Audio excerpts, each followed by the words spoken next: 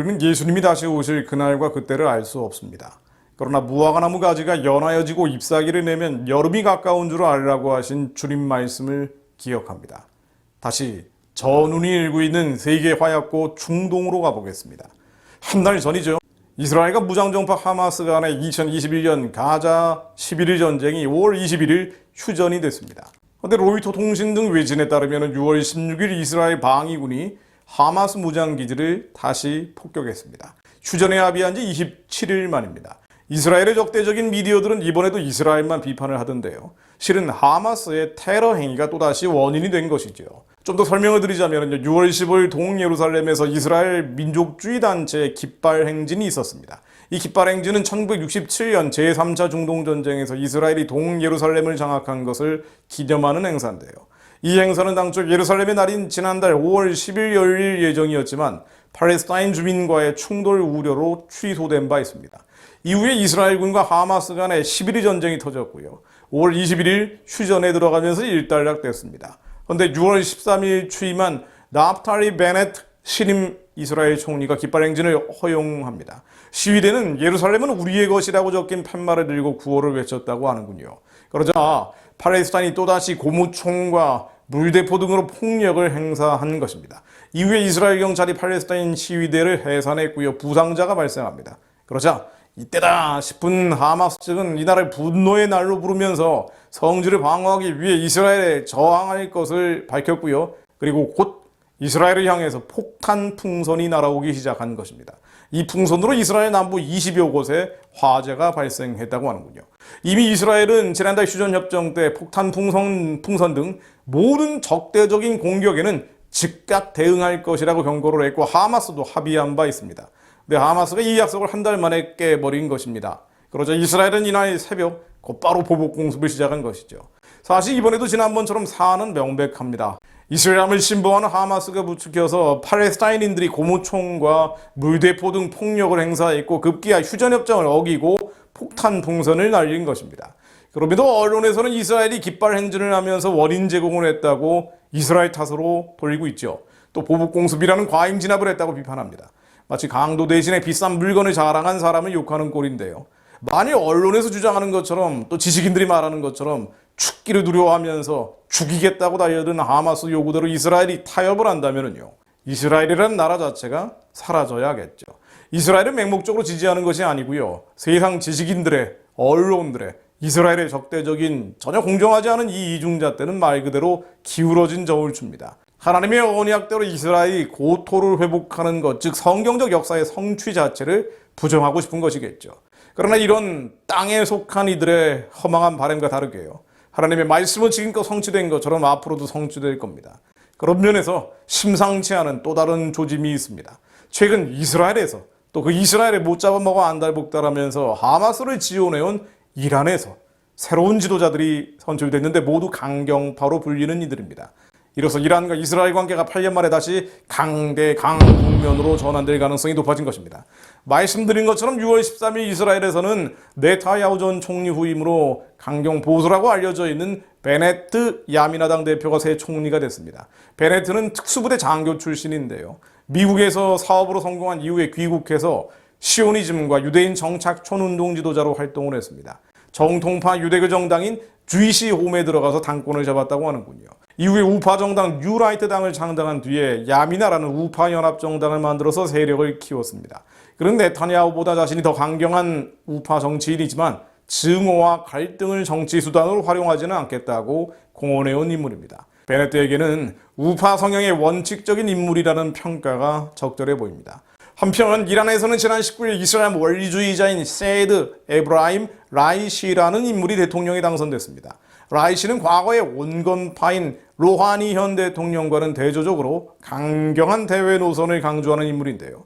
그런데 그냥 강경파니 원리주의니라고 하면 감이 잘 안 오고요. 좀 더 풀어 말씀드리자면 라이시는 검찰로 일하면서 반체제 인사를 제거하는 데 앞장서온 테헤란의 도살자라는 별명을 가지고 있습니다. 미국은 라이시가 이끄는 사법부가 청소년에 대한 사형 선고까지 남발했다면서 2019년 이후 그를 제재 대상으로 지정하고 있습니다. 신정일치 국가인 이란에서는 최고 지도자가 입법, 사법, 행정부를 모두 좌지우지하는 절대 권력자고요. 대통령은 그 밑에서 행정부를 이끌면서 대외적으로 나라를 대표합니다. 그런데 최고 지도자도 강경파 하메네이라는 인물인데 대통령도 강경파가 집권하는 것입니다. 실제로 하메네이는 이스라엘을 제거해야 될 암덩어리라고 맹비난해왔죠. 라이시는 하메네이의 분신으로 불려왔습니다.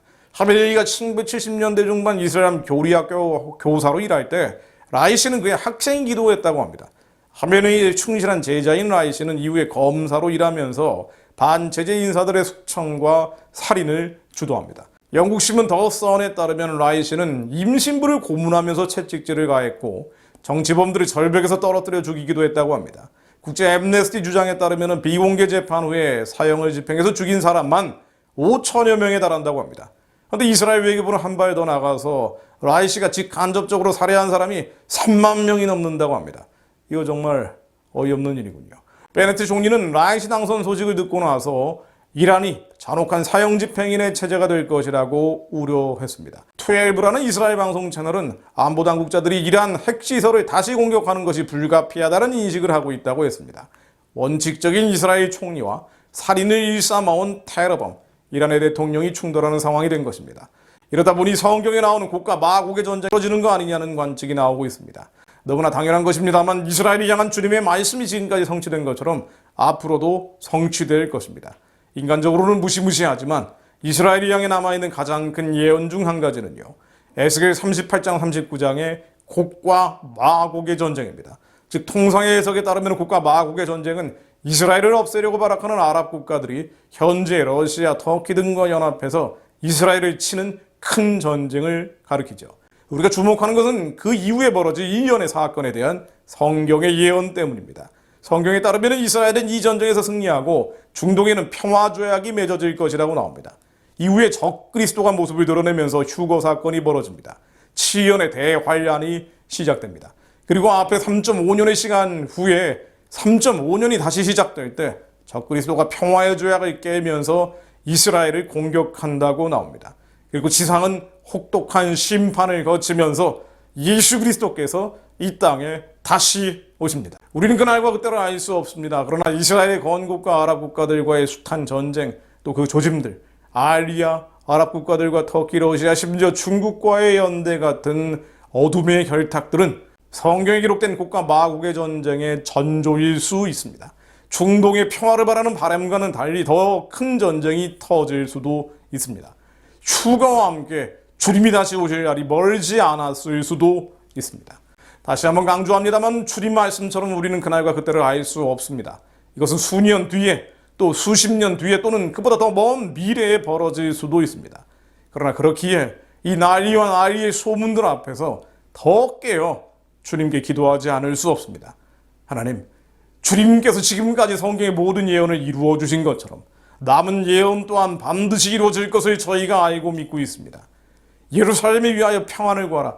예루살렘을 사랑하는 자는 형통하리로다는 말씀처럼 무엇보다 예루살렘의 평안을 구하며 기도합니다. 모든 분쟁과 다툼과 적의가 사라지게 하시고 이것을 부추기는 사악한 종교의 영적 진들이 예수 그리스도 이름으로 깨어지게 하옵소서. 무릇 시온을 미워하는 자들은 수치를 당하여 물려갈지어다. 주님, 이스라엘을 향해 테러 행위를 자행하는 이스라엘의 공격이 멈춰지게 하시고 수치를 당하여 물려가게 하옵소서. 여호와께서 나라들의 계획을 폐하시며 민족들의 사상을 무효하게 하시도다는 말씀처럼 이스라엘 땅에 역사해 주시어 하나님의 언약이 성취되는 것을 회방하는 모든 사악한 세력의 괴계들이 무너지게 하옵소서. 무엇보다 하나님, 우리는 그날과 그때를 알 수 없기에 무화과 나무 가지가 연하여지고 잎사귀를 내면 여름이 가까운 줄을 알라고 하신 주님 말씀 그대로 중동 땅의 어수선한 사건 사고들 속에서 주님 오실 날이 멀지 않았음을 느끼고 있습니다. 우리로 잠들지 않게 하시고 깨어있게 하시어 사명의 완성을 위해 우리에게 맡기신 주님의 십자가를 온전히 지기 위해 더 기도하고 더 회개하고 더 부르시게 하옵소서. 예수 그리스도 이름으로 기도드립니다. 아멘.